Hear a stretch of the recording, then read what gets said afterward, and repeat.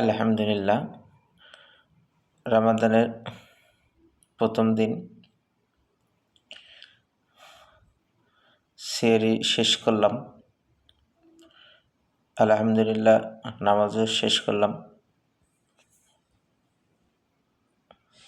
আলহামদুলিল্লাহ, আমরা রামাদান মাসে আত্মশুদ্ধির মাস। আমরা অবশ্যই একে অপরের সাথে সম্প্রীতি গড়ে তুলব।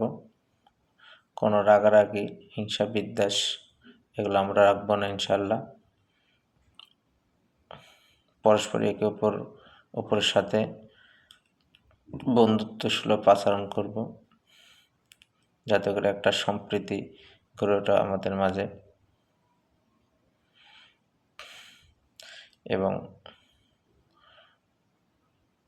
এইভাবে যেহেতু রামাদান মাস একটা আত্মশুদ্ধির মাস, আমরা রামাদান মাসে বেশি বেশি করে কোরআন তেলাওয়াত করব, আল্লাহর কাছে দোয়া খায়ের করব এবং আমাদের বিগত বছরগুলোতে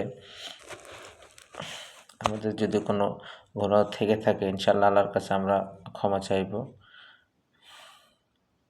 এবং পাশাপাশি আমরা এখান থেকে রামাদান মাস থেকে আমাদের কিছু শিক্ষা নেব এবং পরবর্তী 11টি মাস যেন আমরা অবশ্যই সেই অনুসারে আমরা চলতে পারি। আল্লাহর কাছে এটা দোয়া করব ইনশাআল্লাহ। এবং পাশাপাশি আমরা সালাত আদায় করব এবং দান খয়রাত করব একে অপরকে। অর্থাৎ যারা সমাজে গরিব আছে বা খাইতে পারতেছে না, অবশ্যই যার যে অবস্থান থেকে অবশ্যই একে অপরের পাশে থাকবেন।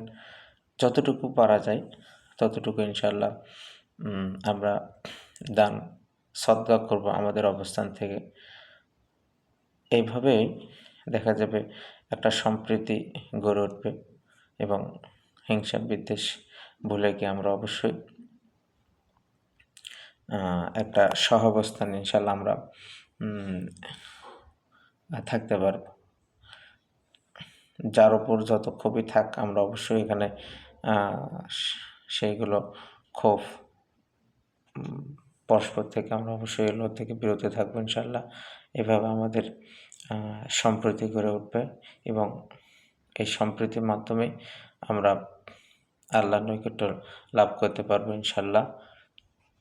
আসসালামু আলাইকুম রাহমাতুল্লাহ।